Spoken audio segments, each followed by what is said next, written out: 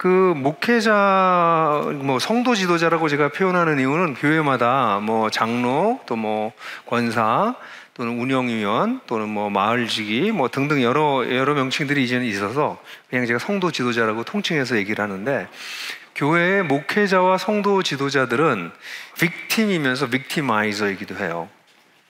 그러니까 대부분의 경우에는 교회가 이렇게 지나가면서 교회로부터 상처를 많이 받습니다. 근데 이 상처가 너무 심해서 이게 치유가 잘 안 되면 그분들이 결국은 또 다시 교회를, 누군가를 빅팀으로 만들어요. 그러니까 이제 참 너무 안타까운 거죠. 사실 그 거꾸로 돼야 되는 거죠. 사실은 목회자와 성도 지도자들이 세상을 wounded healer, 그래서 이 상처받은 치유자가 돼서 우리가 오히려 이걸 고쳐나가야 되는데, 적지 않은 경우에 거꾸로 되는 경우가 많아요. 우리 한국 교회가 이렇게 된 이유가 뭐냐, 한국 교회가 왜 이렇게 힘들어졌냐, 근본적으로 목회자 잘못입니다.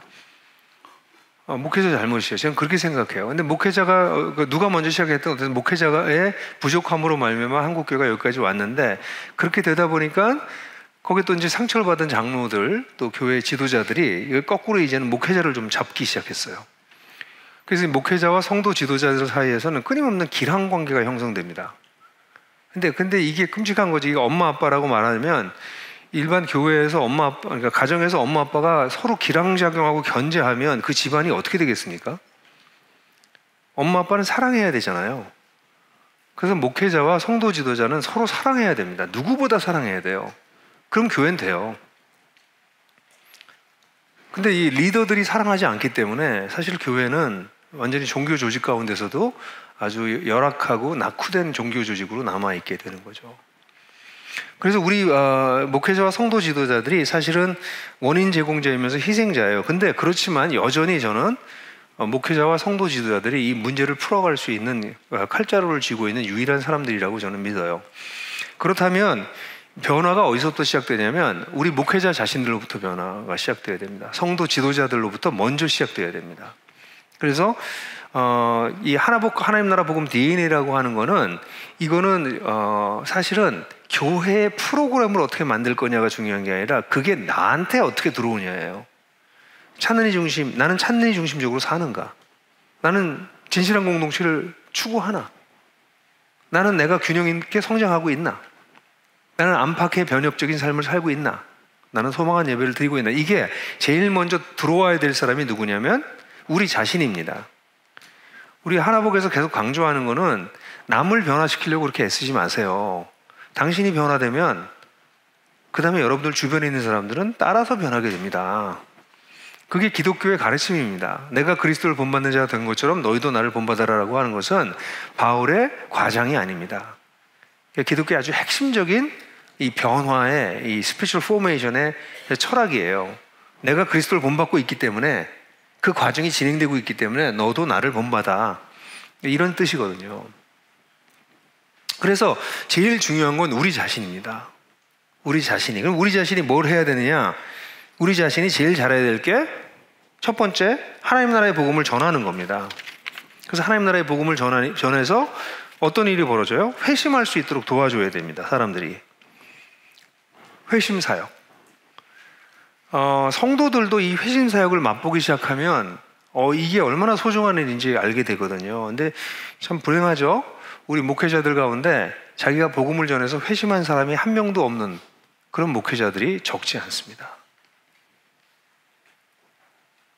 그건 너무 슬픈 일이에요. 우리 목회자가 그래도 베스트 오브 베스트 아니에요? 근데 그런 얘기들을 해요. 전 목사님 전도의 은사가 없고요, 양육의 은사가 있어요, 이런 얘기를 하는데요. 전도는 은사의 문제가 아니라 명령의 문제입니다.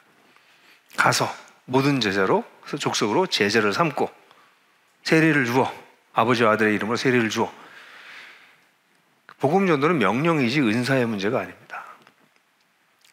그래서 그걸 안 하시는 건 직무유기입니다. 사역자가 복음을 전하지 않는 것은 직무유기 중에서도 아주 중요한 직무유기입니다. 그래서 성도 사역자들과 목회자들이 먼저 회심 사역을 배우기 시작해야 됩니다. 복음을 전하는. 그러니까 성도들도 이걸 배우기 시작하면, 아니, 사람이 주님께 돌아오는데요. 이거보다 더 대단한 일이 어디 있겠습니까? 그리고 이게 그렇게 어려운 일도 아닙니다. 하나님 나라 복음이 너무 좋은 거여서요, 복음을 잘 전하는데 제대로 전해주면 안 받아들이는 게 오히려 이상합니다. 복음이 뭐예요? 좋은 소식이잖아요. 유앙겔리온. 좋은 소식이잖아요. 근데 왜 복음을 전하는데 싸워? 복음을 잘 몰라서 그래요. 왜 복음을 전하고 싸웁니까? 왜 무례하게 대합니까? 있을 수 없는 일입니다. 복음을 제대로 이해했다면. 근데 복음을 잘 이해하지 못하니까 복음 전하고 관계가 깨지고 뭐 싸우고 무례하다는 소리 듣고 이런 거는 본질을 이해하지 못해서 나타나는 현상이에요. 그래서 이걸 먼저 배우셔야 됩니다. 두 번째는 자기 자신이 초기로 양육하는, 초기 양육, 예수를 믿은 사람들을 초기 양육하는 훈련을 하셔야 돼요. 그리고 더 나아가서는 제자 훈련, 이 초기 양육이 끝나고 제자 훈련은 조금 더 어드밴스드한 코스입니다. 그래서 초기에 예수님 믿고 어떻게 크리스천 라이프를 사느냐 이걸 기본적으로 알려줘서 좀 성장하면 어느 때가 되면 이제 영적 청년으로 발돋움하게 되거든요. 그때는 제자 훈련을 본격적으로 해서 이 사람이 제대로 딱 자리 잡을 수 있게 도와주는 것이죠. 그리고 난 다음엔 공동체를 세우는, 하나님의 공동체를 세우는 일을, 이걸 누가 하냐고요? 목회자와 성도 지도자들이 해야 됩니다. 이게 프로그램이 아니라 삶의 방식으로 그렇게 하는 걸 배우셔야 돼요. 근데 목회자들이 굉장히 어려워합니다, 이 부분을. 왜냐면 목회자들은 교회에서 늘 프로그램을 돌렸기 때문에 이걸 프로그램으로 생각해요. 그분들이 대부분 다 실패합니다. 라이프 스타일로 해야 되는데 프로그램으로 하니까. 그래서 이제 이런 것들은 우리가 오셔서 같이 공부를 하셔야 됩니다. 같이. 그래서 우리 속에 이 배어 있는 이 프로그램을 돌리고 이벤트하는 이 습성을 빨리 바꾸셔야 됩니다. 그걸 가지고 있으면 큰 교회에서는 뭐가 되는 것 같지만, 그래서 60%의 지금 너미널 크리스천을 만들어내신 거예요. 그렇게 돌리기 때문에, 사람 하나하나를 만지지 않기 때문에. 그래서 이 사실은 목회자는 어떤 사람들이냐면 제사장을 세우는 제사장이에요. 한 사람은, 이게 정말 대단한 거죠. 여기 에베소 4장 11절부터 13절은 한국 교회에 정말 필요한 구절인데요. 이 구절 한번 보시면, 그가 어떤 사람은 사도로, 선지자로, 복음 전하는 자로, 목자 즉 교사로 주셨으니, 이거 목사 즉 교사입니다. 목사와 교사가 아니라, 왜냐하면 헬라어를 보면 관사가 하나예요. 목사. 그래서 여기 중간에 있는 카이 같은 건 어포지셔널 카이라고 그럽니다. 동격의 목자 즉 교사. 그래서 네 부류의 사람을 얘기해요. 이거 자세히 설명할 수는 없겠으면 나중에 강조해 오시면 얘기할게요. 근데 이런 사람들 우리는 전문 사역자라고 불러요. 제대로 이킵돼서 훈련이 되고 퀄리파이가 된 전문 사역자들은 성도를 온전케 하며 봉사의 일을 하게 하여, 여기 되게 중요해요. 이 전문 사역자가 하는 게 뭐냐면 성도를 온전케 하는 겁니다. 여기 온전하다고 하는 단어는 굉장히 중요한 단어입니다. 나중에 같이 공부하길 바라요. 이게 성경에서 가르치면은 하늘에 계신 아버지가 온전하신 것처럼 너희도 온전하라고 할 때 바로 텔레이오스라는 단어입니다. 굉장히 중요한 뉴테스먼트의 키워드예요. 그래서 온전하게 성도를 만드는 게 첫 번째입니다. 이퀴핑 미니스트리, 먼저 준비시키는, 온전케 합니다. 그리고 난 다음에 봉사일을 하는데, 이 봉사라고 하는 단어는 디아코니아라는 단어인데, 디아코니아라고 하는 단어는 미니스트리, 서비스 이런 단어입니다. 그러니까 잘 보세요. 미니스트리를 누가 해요? 준비된 성도가, 온전하게 된 성도가 이 미니스트리를 하는 거예요. 그럼 무슨 일이 벌어져요?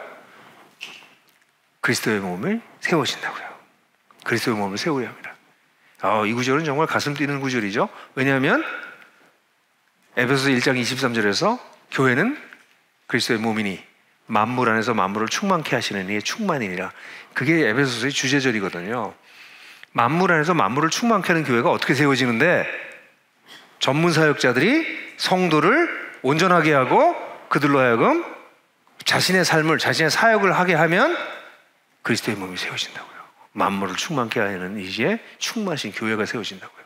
오늘 한국 교회가 왜 안 세워질까요? 성도를 제끼고 사역자들이 다 해서 그래요. 성도는 그냥 보조자예요.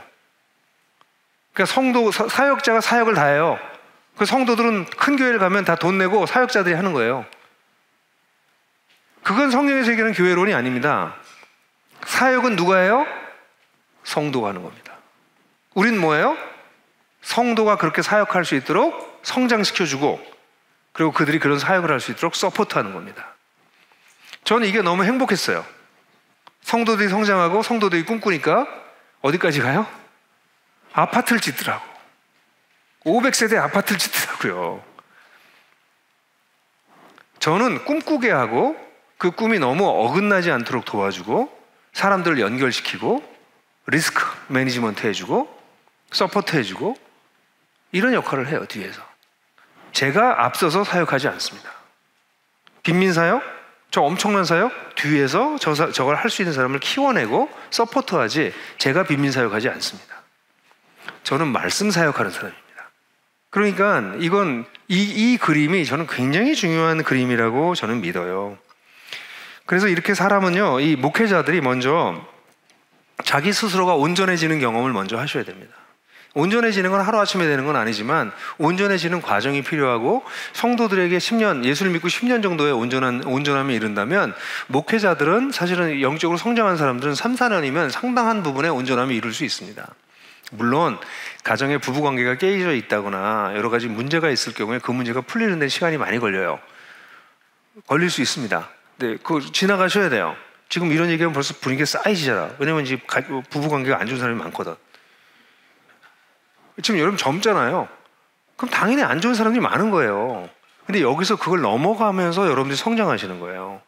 그러면 여러분들이 성도를 도울 수 있는데 여러분들이 그게 고착화돼서 나중에 체념하며 살면서 뭐 풍성한 삶을 살아라, 뭐 남편과 아내 연합의 예배에서 5장 설교 이런 거 못 하십니다. 그러니까 여러분들이 먼저 성장하고 온전해지셔야 됩니다. 그러니까 여러분들이 여러 가지 지금 어디 막힌 부분이 혹시 있다, 삶에 그 하나님께서 막아 놓으신 거예요. 거기를 뚫고 지나가라고. 그래야 좋은 사역자가 되는 겁니다. 성경을 가지고 계속 이론만 얘기하는 거는 누구나 할 수 있어요. 조금만 공부하면. 그게 아니라 삶으로 얘기해야 됩니다. 삶으로. 그래서 그렇게 제자가 되어 갈 때 우리가 어떻게 할 수 있어요? 성도를 온전하게 하고 그들이 사역을 할 수 있도록 서포트해줘요. 그러면 어떤 일이 벌어져요? 교회가 세워집니다. 그리스도의 몸이 세워집니다. 조직으로서의 교회가 아니라 공동체로서의 그리스도의 몸이 세워진다는 것이죠. 그래서 우리 하나복에 들어온 목사님들은 이렇게 자기가 변화되면서 다른 사람을 돕기 위해서 정말 죽으러 하고 사람을 1대1로 만나요. 최근에 이것도 최근 케이스인데 이분은 대전에서 교회를 개척하신 분인데 함세교라고 처음에 이름을 함세교라고 교회를 제서했는데 김종원 목사인데 이 목사님 얘기를 제가 쭉 들었는데 그냥 제가 그냥 파워포인트를 보여드릴게요. 그 다음을 보게 되면 풍성한 삶으로 처해서 1대1을 하기 시작했어요. 그래서 1대1로 사람들에게 복음을 전하는 일들을 시작한 거죠. 교회를 시작하면서. 근데 이 목사님 자신은 공황장애가 있어서 설교하다가 공황 발작이 생겨가지고 교회 목회를 내려놨던 사람이에요. 그랬다가 다시 이제 교회를 시작하면서 복음을 이제 이렇게 전하고 있는 거죠. 예, 그 다음 보면. 그래서 이 사람이 뭐 했냐 보니까 자기가 2년 9개월 동안 약 800일 동안 약 1000일이었었는데 주일 150일, 그 공사하면서 50일 빼고 800일은 1대1 양육을 했대요, 자기가. 사람을 1대1을 800일 동안 매일같이 만났대요, 사람들을. 그래서 실제로 보니까 풍성한 삶의 초대를 31명, 풍성한 삶의 첫걸음 30명, 풍성한 삶의 기초 16명, 풍성기 입금이가 10명. 그리고 나머지는 이게 재생산된 숫자예요. 자기가 한 게 아니라 자기가 해서 그 다음 사람이 한 사람이 저렇게 재생산이 되기 시작했다. 요게 얼마 동안? 2년 9개월 동안. 목사님들이요, 설교 중요하죠. 근데 설교가 중요한 것만큼 사람을 만나셔야 되거든요. 성도를 온전케 하는 건요, 설교로 되지 않아요. 설교로 될 수 있다고 믿으시면 마틴 로이드 존스 정도 하시면 돼요. 예. 100년에 한 명 나오는 설교자시면 설교만으로 사람이 변화된다고 얘기할 수 있지만 저는 마틴 로이드 존스에게도 동의 안 해요. 그분의 책을 보면 교회론이 없어요. 그분의 설교에는. 교회론이 굉장히 약해요. 설교 중심의 교회를 가지고 있기 때문에. 그래서 저는 그분은 공동체를 못 세웠다고 봐요. 마틴 로이드 존스는. 자기 설교 듣는 회중을 만들었을 뿐이지. 근데 설교가 워낙 탁월하다 보니까 사람이 좀 변화됐겠지만 이렇게 변형력이 나오는 교회는 잘 세워지지 않습니다. 예배 잘 드리고 그런 성도들이 키워지는 거죠. 그러니까 설교만큼 중요한 게 뭐냐면 한 사람을 만나는 겁니다. 아니 예수님도 한 사람 만났잖아요. 댁들이 뭔데 한 사람을 안 만나려고 그래. 예수님 사마리아 여인 만나시고 삭개오 만나시고 다 1대1로 만나셨잖아요. 그래서 우리가 주님 사랑하는 거 아닌가요? 주님이 나 같은 사람도 만나주시니까. 근데 왜 댁들은 안 만나? 그러니까 사람이 안 변하는 겁니다. 사람이 1대1로 만나서 그걸 배우셔야 돼요. 뭐 만난다고 변하는 건 물론 아니에요. 근데 이 인격과 인격이 만나는 것을 통해서 하나님은 사람을 변화시키려고 계획하셨어요. 그래서 이것도 우리가 공부해 봅시다. 그래서 김용원 목사님 같은 경우는 그런 거예요. 그렇게 되면 제사장을 사오는 제사장이 되는 거죠, 우리는. 그래서 개척 3년에 세례받은 사람들이 생겼고요. 그래서 지금 이름을 바꿨어요. 은혜 동산교회로. 그래서 지금 한 3년 됐는데, 교회가 3, 4년 됐는데 아주 이쁘게 성장하고 있어요. 이 교회도 변혁적이에요. 또 동네에다 도서관 만들어가지고 뭐 그런 얘기 할 게 많지만 여기서는 이 측면만 보여드렸어요. 그러니까 이렇게 하는 목사님들이 많다. 제사장을 세우는 제사장. 그러면 어떤 사람들이 나오냐면 정말 제사장다운 성도 제사장이 나오기 시작하는 거예요. 우리의 꿈은, 하나복의 꿈은 제사장다운 제사장을 만드는 거예요. 목회자는 중요합니다만 목회자에게 의존하는, 목회자가 없으면 신앙생활을 못하는 사람은 제사장이 아닌 거죠. 목회자와 동역할 수 있는 제사장을 키워내는 거예요. 그럼 생각해 보세요. 여러분들이 있고 여러분이 제사장이고 여러분들만 못한 성도들만 쫙 밑에서 깔아놓고서 무슨 교회가 나오겠어요? 여러분들 한계를 못 넘어가요. 지금 한국교회 패러다임이 뭔지 아세요? 담임 목사의 한계를 못 넘어가는 교회를 세워놓는 거예요. 그러니까 담임 목사가 굉장히 탁월하고 뭐 카리스마가 있고 설교 잘하고 그러면 교회가 성장도 아니고 어쨌든 숫자가 늘어요. 근데 이 목사가 잘못하면 교회가 한꺼번에 다 쭈그러들어요. 무슨 교회가 그래? 그리스도의 교회가. 이게 교회가 그리스도께 달려 있어야지 왜 목사에게 달리냐고요. 이상하지 않으세요? 그러니까 그런 교회를 세우면 여러분들이 아주 탁월한 사람이 돼도 그냥 세상적으로 교회가 성장하는 것이지, 그걸 정말 성경에서 얘기하는 교회 성장이라고 말할 수 있는가에 대해서 저는 퀘스천. 그럼 우리는 어떻게 해야 될 거냐? 이런 나랑 함께 제사장이 될 수 있는 사람을 쫙 세우는 거죠. 저는 자랑스러워요. 저희 교회가 140명 중 30명 정도의 리더를 세우고 그래서 분교할 수 있었는데, 그때 130명 중에서 한 30명에서 40명은 저랑 어깨를 같이 해도 되는 사람들이에요. 그 사람들은 다 저를 존경하지만 저는 그 사람들을 제 아래라고 안 봐요. 이미 그들은 저의 동역자예요. 베드로가 했던 것처럼 나의 동료된 장로들에게 권하노니 그들은 나의 동료예요. 이제 그게 목회자의 영광입니다.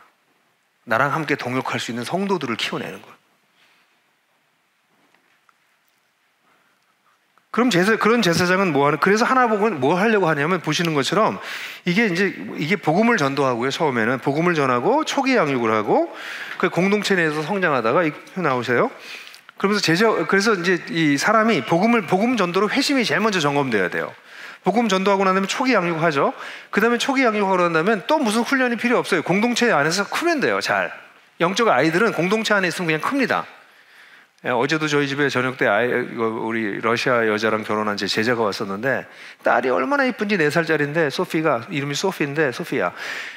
너무 잘 크는 거예요. 엄마 아빠의 그 사랑 가운데. 아이들은요 별로 할 게 없어요. 엄마 아빠가 그냥 같이 사랑해주면 돼요. 영적 아이들은 그렇게 크는 거예요. 어디서? 공동체 안에 있으면 그냥 커요. 근데 공동체가 없으니까 애들이 이상하게 크는 거예요. 여러분들 옆 사람 한번 보세요. 이렇게 쓱쓱 보세요. 좀 이상하잖아. 왜냐면 여러분들 영적 아이일 때 공동체가 없었던 사람이 대부분일 거야. 그러니까 혼자 막 큰 거예요. 이것저것 막 집어먹으면서. 그래서 살아남은 사람들이에요, 우리가. 그러니까 조금씩 이상한 거야, 다. 어떤 사람은 많이 이상하고. 어쩔 수 없어요. 그래서 성도들이 공동체에서 성장하면, 그러면 그 다음에 제자훈련 따르미가 됩니다. 따라가면서 배워요. 그리고 난 다음에 입금이가 돼요. 그리고 난 다음에 공동체를 세우죠. 이걸 좀 크게 덩어리로 나누면 하나님 나라의 복음을 전하는 일, 하나님 나라의 복음으로 양육하는 일, 그리고 하나님 나라의 공동체를 세우는 일, 이거를 누가 해요? 모든 성도가 이렇게 할 수 있도록 도와주는 게 하나복 운동이에요. 그러니까 성도들을 제사장답게, 제사장으로서 역할을 할 수 있도록 역량을 키워주는 거죠. 그만큼 성장하고 성숙할 수 있도록. 우리 한 권사님, 죽전 우리 교회 자매인데요. 이 권사님 간증을 한번 들어볼까요? 사실 그전에는 제가 죄사함을 받고 정말 죽어야 모든 게 완벽해지는 그런 십자가 복음만을 알고, 그래도 그것도 제가 소망을 가지고 살지만 살 때 보통 죽음을 생각하지 않잖아요. 그러니까 너무 먼 얘기인 거예요. 그리고 그냥 저는 이 세상에서 저 혼자 열심히 믿고 잘 살다가 죽으면 주님 만나는 그런 기쁨, 그런 것만 이제 생각을 하고 살다가 내가 여기 주님 나라가 이미 임했고 내가 거기에 한 구성원이고 주님이 나를 불러주셨구나. 그러면 여기에 내 어떤 비전이 있고 소망이 있고 할 일이 있다. 그래서 그 개념을 교회에서 들었을 때 제 자신에 대한 정체성의 변화, 제가 할 일, 이런 생각을 좀 새롭게 했던 것 같아요. 이제 저는 직장 생활을 하다가 이제 집에 있었는데, 그러니까 너무 허무한 거예요. 하루가 길고 이게 그냥 빨리 끝나면 제일 좋은 거는 그 후의 일이니까 지금의 삶이 그렇게 딱히 큰 의미가 있나? 이런 생각을 했는데, 내가 여기에 풍성한 삶을 누리고 있고 주님이 나한테 어떤 예비하신 뜻이 확실하다는 것을 제가 마음으로 받아들였을 때는 제 삶이 중요해지고 저와 연관된 사람들이 중요해지고, 왜 세상에서는 60을 바라보는 저 같은 또래의 가정주부는 무언가를 새로 시작할 때 늦었고 부족하고 약하다고 하는데, 주님은 늦지 않았다고 하시고 부족하지 않다고 하시고 충분히 강하다고 말씀하시니까 그게 참 너무 감사하고 뭔가 새로운 비전을 가질 수 있는. 저는 이제 제사장 하면 처음에는 왜 구약에 그냥 뭐 제사장들이 이렇게 온 성도 다 모아가지고 막 그 단어가 주는 중압감이 있잖아요. 그래서 내가? 막 이런 생각이 들었는데, 또 뒤집어 보면 주님의 나에 대한 기대가 이렇게 크신가? 나의 어떤 걸 보고 그런 기대를 하시지? 그래서 그 기대에 부응하고 싶은 막 열망이 생겨요. 나에게 맡긴 소명 이런 걸 생각하고 내가 누리는 정말 오묘한 이 기쁨, 평안, 이런 거를 모르시는 분들한테는 진짜 전하고 싶고, 지난달에 이제 저희 친정어머니가 소천을 하셨는데 장례를 한번 지나고 나니까 정말 부활의 소망이 있고 없고가 이렇게 삶이 틀리는구나, 이렇게 생각이 들어서 주님을 모르는 분들은 이 죽음을 어떻게 예비하지? 하는 생각이 제가 진심으로 들더라고요. 그래서 더더욱 주님을 정말 알리고 싶다 하는 생각이 정말 들었습니다. 네, 죽전 우리 교회의 한 자매님인데, 이분도 뭐 풍성한 삶의 기초를 통해서 많은 사람들을 양육하고 본인이 이제 제사장 의식을 갖기 시작하는, 내가 제사장이 될 수 있어? 이런 얘기를 하셨잖아요. 진짜 모든 성도들이 내가 제사장이구나, 이거 대단한 걸 깨닫기 시작하는 거죠. 성경에서 그렇게 가르치고 있잖아요, 진짜. 이렇게 해서 성도들을 제사장으로 세우는 겁니다. 그러면 성도들이 자기가 알아서 삽니다. 이렇게 키우면 밤낮 모아서 소그룹 조작 모임 이런 거 안 합니다.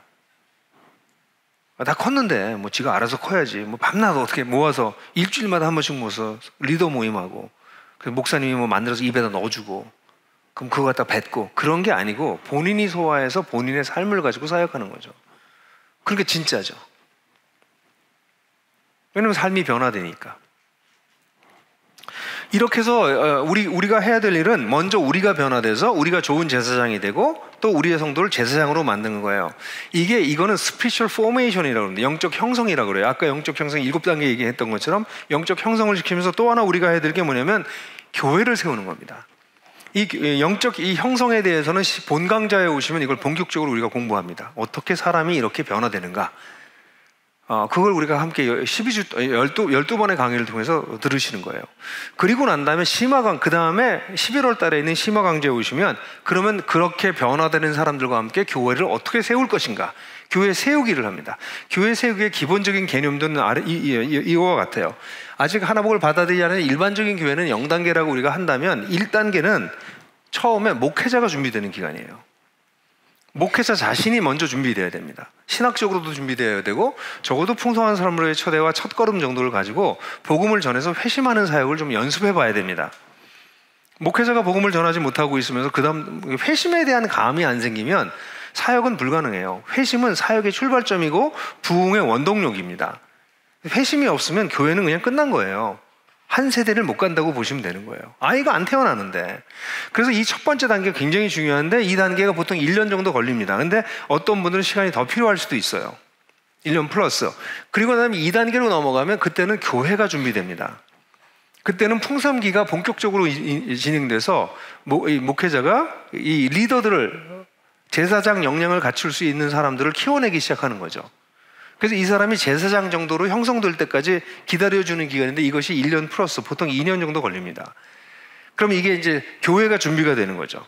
그럼 교회가 준비가 되면 그다음부터 3단계로 넘어가는데 3단계는 그때 공동체로 전환할 수 있습니다. 우리 가사원의 가정교회는 정말 훌륭하긴 한데 가사원 가정교회가 많이 실패해서 가정교회에 대한 부정적인 이런 이미지를 준 건 안타까운 부분이에요. 가사원은 훌륭한 사역입니다. 근데 가사원이 어려운 이유는 기계적으로 접근해요. 이게 사람이 준비되지 않은 상태에서 시스템을 바꿔버리기 때문에 거기서 그 되는 교회가 있고 안 되는 교회가 있는 거죠. 그러니까 저희 하나복에서는 그렇게 가지 않습니다. 사람을 키워놓고 리더들을 키워놓은 상태가 되고 난 다음에, 교회가 준비되고 난 다음에 그 다음에 공동체로 출범합니다. 이게 3단계. 여기가 2단계에서 3단계 넘어가는 게 제일 어렵습니다. 왜냐하면 지금까지 제도와 조직이었던 교회가 공동체로 전환하려고 하는 거니까 목사님들도 공동체를 경험해보지 못하신 분들은 이거 옮겨가는 게 쉽지 않습니다. 그럼 공동체로 이루어진 교회들을 가서 탐방하고 보고, 아, 이게 이렇게 좋은 거구나, 이게 생각보다 쉬운 거네, 이런 걸 이제 알고 나면 이제 전환이 일어날 수 있죠. 전환이 일어나고 나면 4단계가 되면 그러면 그때는 변혁이 일어나기 시작합니다. 공동체는 성장하면 힘이 생겨요. 그래서 변혁적 사역들이 그때부터 나오기 시작해요. 여기 보시면 그 밑에는 다 흐리잖아요. 저걸 다 할 수도 있다는 거예요. 할 수도 있지만 이 각 기회는 저기 집중해서 이게 단계적으로 성장해야 됩니다. 그리고 마지막 단계는 지속 가능입니다. 여기 시스템 영성이라는 말이 3단계에서부터 나오는데, 시스템을, 우리가 믿고 있는 영성을 반영할 수 있는 시스템을 어떻게 만들 거냐는 게 굉장히 어려운 일이고 중요한 일입니다. 근데 교회가 지속 가능하려면 리더십이 바뀌면서도 계속 교회가 같은 철학과 같은 목표를 가지고 가려고 하면 좋은 영적인 시스템을 만들어야 돼요. 그래서 그때는 영적 시스템 영성이 완성되어야 되는 이건 심화 강좌에 와서 배우실 거예요. 나들목 교회들은 4.5단계 정도 왔습니다. 나들목 교회는 저 다음에 그 다음 단계로 석세션이 일어났지만 이게 그들로부터 그 다음 단계로 이어질는지는 좀 더 두고 봐야 됩니다. 그래서 우리가 가지고 있던 이 영성이 정말 자연스럽게 흘러나갈 것이냐, 다음 세대로. 그래서 저희는 나들목 교회들은 4.5단계까지 왔다, 그렇게 볼 수 있습니다. 이 내용을 공부하는 게 심화 강좌입니다. 이걸 어떻게 할 수 있는가 하는 거를. 그래서 이 하나복으로 교회가 개척되고 갱신된 케이스들이 굉장히 많은데요. 교회를 갱신하는 케이스를 우리는 누룩 전략이라고 그래요. 누룩 전략은 어떻게 하면 누룩이 가루 서말에 들어가서 소리 소문 없이 지나서 가루 서말을 다 누룩화 시켜버리는 거잖아요. 교회는 그렇게 하셔야 됩니다. 가서 갑자기 프로그램 바꾸고 휙 돌리고 이래서는 안 되십니다. 그래서 천천히 사람이 변화돼서 조직이 변화될 수 있는 누룩 전략을 써야 됩니다. 그런 누룩 전략을 쓴 갱신 사례를 은천교회 케이스를 한번 보겠습니다. 전통적인 교회였기 때문에 좋은 의미에서 전통이라고 하지만은 사실은 좀 부정적으로 표현하면 경직성, 이런 것들이 있었고요. 어떻게 하면 좀 성경이 보여주는 유기적인 공동체로서, 교회로서 좀 갱신해 갈 건가, 변화를 줄 것인가, 이런 고민이 있었습니다. 담임 목사가 어떤 일을 추진할 때 가장 큰 전제는 성도들과의 어떤 신뢰관계죠. 그래서 신뢰관계에 쌓는 일들을 조금 더 집중했고요. 초기에는 성도들을 위로하고 상처 치유하고 성경이 보여주는 교회론에 대해서 계속 좀 많이 설교하고 가르치고 나누고 그렇게 했고요. 교회 리더십들과 함께 유연한 공동체, 그 다음에 의사소통, 또 그런 실제적인 구조와 창구, 이런 것들을 변화하는 것들을 조금 설득해 갖고 그렇게 조금씩 변화를 주어져 왔습니다. 제일 먼저 그것을 한 것 중에 하나는 장로님들하고 저의 목회의 계획들을 실제적으로 나누는 것이었습니다. 아주 처음 핵심 가치에서부터 시작해서 내년 한 해의 목회를 어떻게 할 것인지에 대한 인사, 사업계획, 강조점들, 변화되었으면 하는 조직들, 이런 것들을 장로님들하고 의논을 쭉 했는데 그런 루틴을 만들었던 것 같습니다. 내년도 사역계획 계획을 먼저 좀 뭐 기도원이나 그런 데 가서 한 주간 동안 기도하며 준비한 것을 교육자들과 함께 2, 3일 동안 함께 모여서 그것들에 대해서 정리를 하고, 그 다음에 장로님들과 함께 그것을 나누고, 그 다음에 청지기 기도회라고 그래서 안수집사님, 권사님들, 그 다음에 각 사역위원회 리더들 중심으로 다 모여서 뭐 1년 사역 계획들, 또 인사 문제까지도 쫙 이렇게 함께 나누는, 그분들이 담임 목사의 그 목회의 사역의 파트너구나, 그런 의식들을 좀 갖게 했고요. 전통교회에서 중심 멤버가 확 바뀌는 건 굉장히 위험한 요소인 것 같습니다. 이 중심 멤버들을 중심으로 먼저 모든 것을 했습니다. 교회 사역도 마찬가지고 제자훈련도 마찬가지고. 그래서 제자훈련도 장로님들 제일 먼저 했고, 장로님들 중에 일부가 먼저 이끌미로 먼저 섬기시는 분들이 계셨고, 동의하고 지지하는 세력으로 만드는 것까지는 그런 의미에서 좀 너무 서두르지 않으면 좋겠다 하는 생각이고요. 장로님들하고 또 교회 코어 리더들하고 좀 함께 먹고 마시고 교제하는,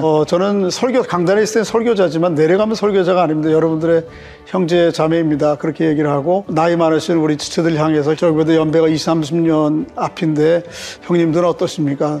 이 누님들은 어떠십니까? 이렇게 표현도 좀 하고요. 좀 수평적 리더십, 교회 공동체의 문화 형성에 있어서 조금 더 쉽게 다가오는 것 같고, 결혼한 사람들 남전도에 다 모이고, 남자들이 모여서 그 안에 몇 개의 그룹으로 다 나누고, 여전도에도 마찬가지고요. 그리고 또 구역은 구역대로, 또 주일학교는 주일학교대로. 그래서 이거를 통합적이면서도 그냥 단순하면서도 실효가 있는 방법을 찾아야 되겠다. 그래서 처음에는 세대교회라고 그 이름을 나눴습니다. 그래서 앞선 세대와 다음 세대를 나누고, 다음 세대들은 고등학교까지 자녀를 둔 어른 세대 전체를 다 가정을 다음 세대라 그렇게 하고, 고등학교 이상 대학생 자녀들을 둔 세대를 앞선 세대라 그렇게 얘기했습니다. 그렇게 해서 전도회도 없애고 구역도 없애고, 그렇게 되다 보니까 이제 앞선 세대가 불만이 뭐냐면, 그 앞선 세대 안에 밑에 사실은 옛날에는 여전도회 안에 신참들이 있어서 이렇게 도우면서 이런 거 좀 해줘야 되는데 없으면 어떻게 되냐. 그래서 이제 제가 다음 세대들을 지금과 같은 구조, 피상적인 구조 가운데 놓게 되면 사실은 우리의 자녀들, 손자, 손녀들에게 손해다. 우리 앞선 세대들이 좀 희생을 해야 된다, 이제는. 그런 방향에 대해서 우선 그 장로님들, 핵심 리더들끼리 동의가 됐고요. 그 다음에 그것을 확대한 그룹 모임이 청지기 기도회라고 하는 것이거든요. 그분들과 함께 이제 연말에 충분히 나눴고요.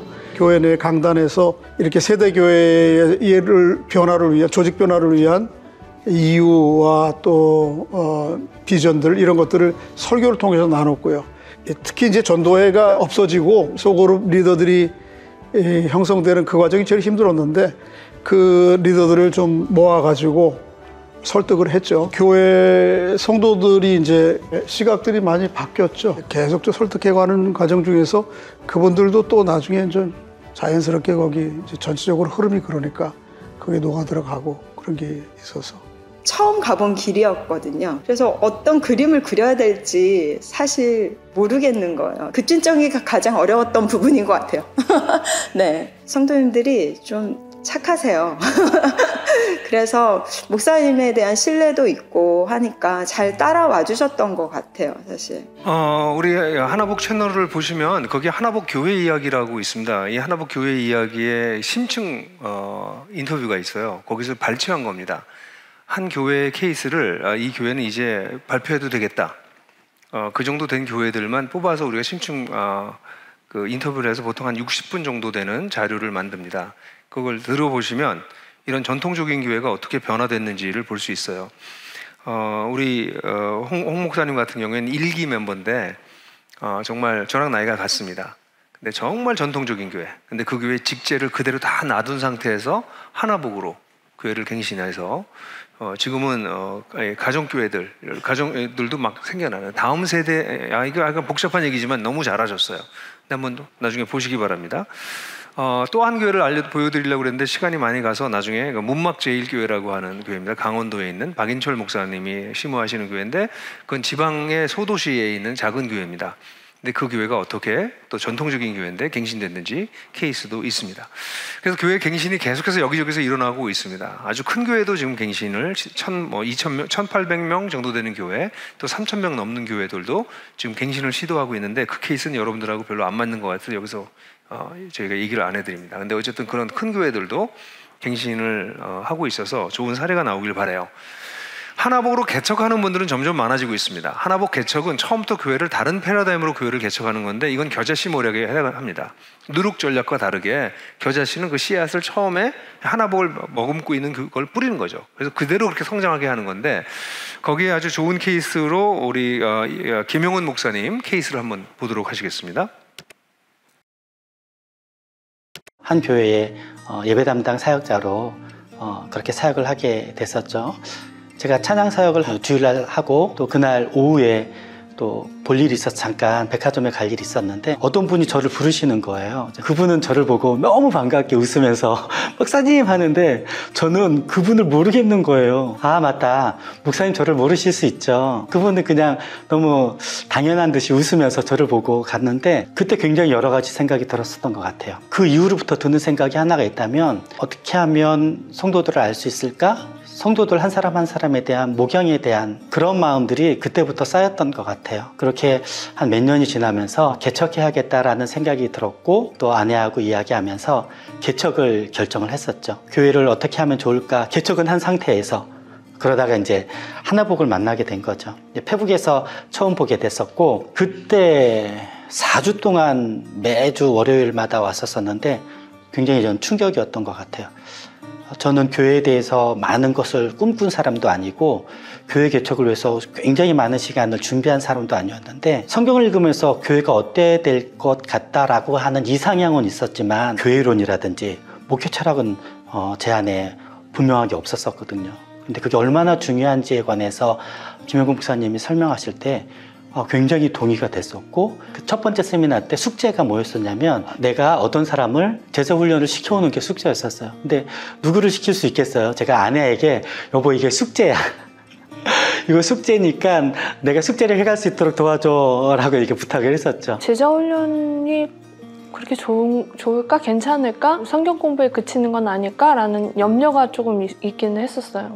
첫째 주, 둘째 주 뭐 해나가는데 이게 뭐가 그렇게 좋아? 우리가 다 아는 얘기 아니야? 이 13주의 시간이 끝났을 때 저희 아내가 저한테 뭐라고 얘기했냐면 이게 성경 공부가 아니구나. 그리고 이게 정말 중요한 일이겠어 라고 하면서 아내가 동의하면서 이런 거라면 우리 교회가 제자훈련을 이걸로 진행하는 게 정말 좋겠다라는데 함께 동의하는 시간이 있었었죠. 미안하지만 1도 준비하지 않았어요. 예, 그래서 재정도 없었고, 예, 아무것도 청사진도 없었고 열심히 하면 되겠지라고 생각했던 것 같아요. 내가 당신하고 결혼했으니까 함께 이 일들을 하는 건 당연하다고 생각이 되어져서 요청하실 때 또 같이 그 동역을 할 때 기쁜 마음으로 할 수 있었던 것 같아요. 근데 여전히 저는 오늘 인터뷰도 그랬지만 내가 왜요? 목사님만 하시면 안 돼요? 라고 했죠. 하나님이 나에게 요청하신 것들을 거절하지 않는 게 저의 원칙 중에 하나이기도 해요. 그런 게 저한테는 좀 있었기 때문에 목사님이랑 동역하는 게 기뻤던 것 같아요. 그리고 특히 풍산기를 하면서 굉장히 성도들이 정말 이런 게 복음이었네요. 또 이런 게 교회였네요. 이런 게 공동체였네요. 라고 하는 기쁨들을 알아가는 걸 이제 함께 보고 느끼니까 너무 그게 기쁨인 거예요. 처음에는 우스갯소리로 목사님이 개척하면 1년 안에 100명이 되겠지라고 그냥 속으로 생각했거든요. 이 사람이라면 그 정도는 되지 않을까? 더도 바라지도 않아. 나중에 그게 얼마나 큰 교만이었는지 알았는데 근데 이제 내가 준비가 안 돼 있는데 성도들이 그렇게 왔다면 저는 아마 이 자리를 같이 동역하지 못했을 거라는 생각도 들고 한 사람 한 사람 올 때마다 같이 풍산기를 하면서 그것 때문에 이 동역하는 기쁨이 더 커졌던 것 같아요. 네, 이 케이스도 이분도 일기입니다. 그래서 교회 개척 아주 잘한 너무나 이쁘게 재밌게 교회 개척한 케이스고 또 한 케이스는 손성찬 목사님인데 이음숫 교회라고 하는 교회인데 손성찬 목사님이 요즘 책을 많이 내세요. 최근에 돈에 대한 책도 냈고 좋은 저술가 있고 굉장히 젊어요. 젊은 교회인데 시간이 없어서 생략하겠습니다. 전부 우리 홈페이지 가시면 6개 교회가 지금 나와 있습니다. 이 4교회 말고도 2교회가 더 있습니다. 그래서 좀 다양한 교회들의 케이스들을 어떻게 그 교회들이 갱신되고 개척됐는지 여러분들이 이렇게 보시면 도움이 될 거라고 생각해요. 여러분 가운데 혹시 부서 사역을 하는 부사역자들이 계시면 부교육자들은 사실은 담임 목사님하고 목회 철학이 같아지기 전에는 일하기 굉장히 어렵습니다. 한국의 가장 나는 열악한 상황에서 일하는 사람이 부교육자라고 생각해요. 부라고 하는 말도 틀린 말입니다. 그냥 사역자면 사역자지 부교육자라는 말 자체가 저는 안 씁니다. 입에 안 붙는데요. 저희는 다 동역자지. 근데 여하튼 간에 그런 분들은 목사님하고 동의할 수 있는 철학을 가진 교회를 가시도록 노력을 하십시오. 근데 만약 그게 안 돼서 계시게 된다면 거기서 칼을 갈고 계시면 됩니다. 나중에 쓸 칼을 갈아 놓으세요. 그래서 1대1로 사람 만나고 제자 훈련하고 하는 거를 자꾸 실습을 하십시오. 근데 그걸 못하게 한다? 그럼 딴 데 가십시오. 그것도 못하게 한다? 그럼 딴 데 가세요. 거기 왜 계십니까? 예? 여러분 직장 생활하는 건데 왜 직장을 거길 갖다 다니시냐고. 복음도 못 전하게 하고 사람도 못 키우게 하는 직장을 왜 다니냐고요. 그게 교회니까 다닌다고? 여러분 인생 낭비하는 거예요. 부교육자 시절에는 칼을 가는 데입니다. 때가 되면 칼을 딱 빼야 되는데 칼을 딱 들었더니 톱이야. 날이 하나도 안 서 있어. 그러면 안 돼요. 그건 여러분 책임이에요. 그래서 부서 사역할 때는 더 얘기할 게 있지만 그분들도 오시면 얘기 좀 많이 합니다. 결국 우리 하나복에서 하려고 하는 건 이런 겁니다. 하나복 실제로 교회가 갱신되고 변화되는 데는 5가지 영역이 필요해요. 하나는 신학입니다.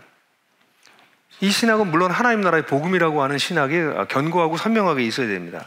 두 번째는 이 신학과 함께 영적 형성, 사람이 어떻게 형성되고 변화되어야 하는가 하는 스피리추얼 포메이션과 관련돼서 우리가 알아야 됩니다. 사람이 어떻게 변화되는가, 어떤 과정을 통해서 어떤 영역에서 변화되는가에 대해서 알아야 됩니다. 이걸 알게 되면 당연히 그 다음엔 사람은 올게닉 커뮤니티, 유기적인 공동체 안에서 사람이 성장하는 거구나. 제도나 조직이 아니라 프로그램이 아니라 진짜 공동체가 필요하구나를 알게 돼요. 그러면 성경적인 유기적인 공동체에 대한 공부를 하게 됩니다. 이게 4, 50명까지만 하더라도 그냥 갈 수 있는데요. 50명 넘고 100명 넘기 시작하면 시스템이 필요합니다.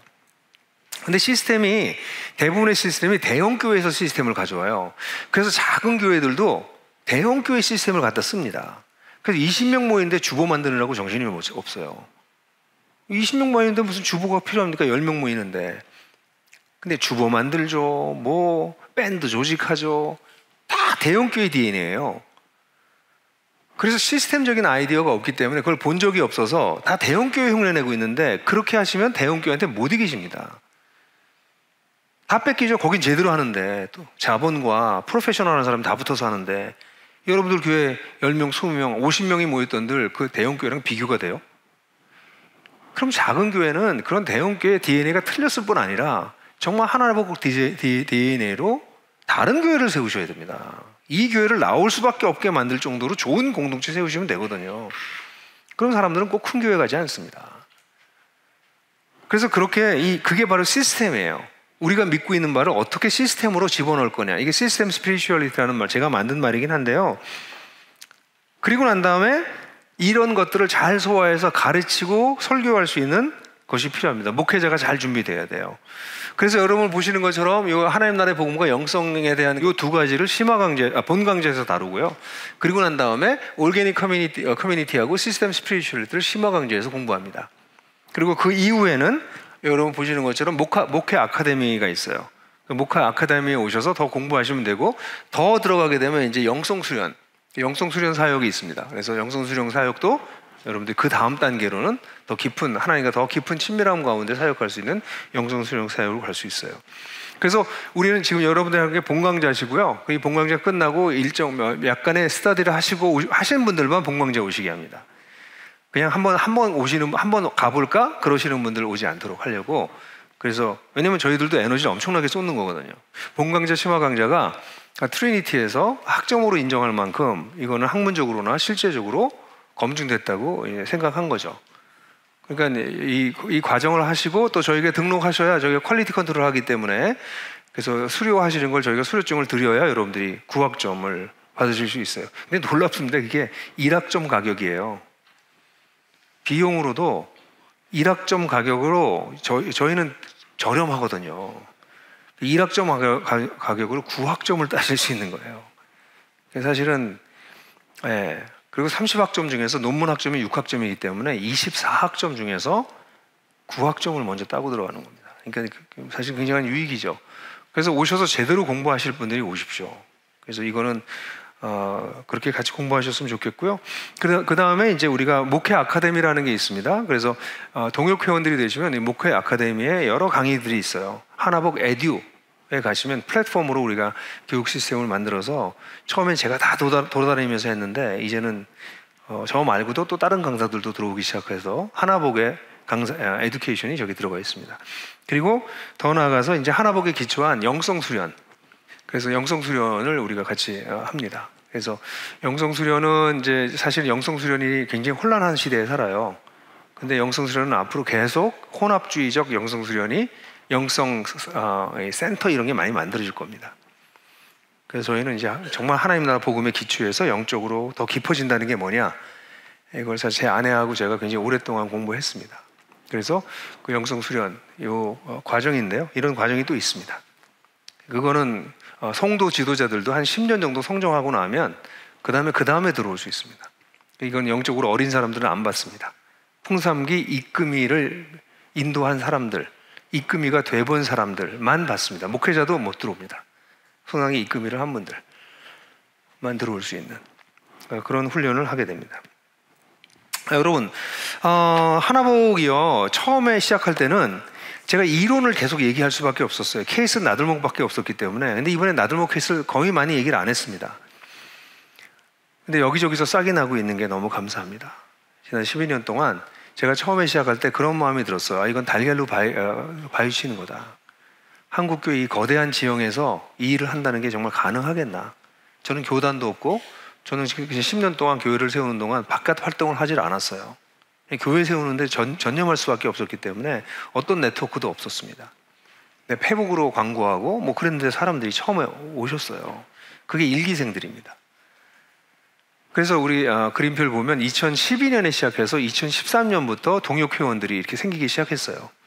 그래서 여러분들 보시는 것처럼 2023년 됐는데 지금 동역회원이 507명, 동역교회가 65개, 그리고 네트워크는 각 지역마다 한 달에 한 번씩 모여서 같이 사역을 서로 서포트하는 목회자들의 모임입니다. 이 네트워크가 지금 40개. 지금 고민하고 있습니다. 성도 지도자들의 네트워크도 세워야 되나 이런 생각도 하고 있어요. 근데 여하튼 지금은 목회자 네트워크입니다. 우리 사모님들도 거기 들어오셔서 회복되고 또 사모님들을 위한 프로그램도 올해부터 시작됐습니다. 왜냐면 우리 한국교회 가장 아픈 분들이 사모님들이세요. 우리 부교육자들이 피해를 받았다면 그보다 더 큰 피해를 받고 있는 게 우리 사모들입니다. 그래서 그 사모들을 회복하고 서포트하는 사역을 올해부터 시작할 수 있어서 굉장히 기쁘게 생각합니다. 이런 사역들이 이렇게 여러분들이 보시는 것처럼 진행되고 있습니다. 저는 이런 꿈을 꾸고 있어요. 우리 이 한국교회에 큰 교회도 있고 작은 교회도 있고 그 다음 번 그림표요. 한국교회도 큰 교회도 있고 작은 교회도 있고 뭐 아주 조그만 10명, 20명, 30명 되는 교회도 있고 그리고 교회를 떠난 가나안 성도들도 있어요. 우리는 교단을 만들지 않을 겁니다. 제가 분명히 말씀드립니다. 우리는 교단을 만들려고 하지 않습니다. 교단을 만들면 섹타리언이 돼요. 우리끼리. 모든 교단에 속해 있는 교회와 성도들이 하나님 나라 복음으로 연결되는 저런 걸 꿈꿉니다. 이건 무슨 정치도 권력도 아닙니다. 하나님 나라의 복음으로 서로 돕고 하나님 나라 복음을 살아낼 수 있도록 서로 견인해주고 지켜주고 그런 일들을 하고 싶습니다. 저는 꿈을 가지고 시작했는데요. 12년 됐습니다. 12년 동안 하나님께서 저희가 상상하는 것 이상으로 일하신 것 같아요. 정말 감사하게 생각하고 여러분들도 같이 동참하실 분들은 오늘 강의를 들으시고 동참하실 분들은 본강좌에 오시면 됩니다.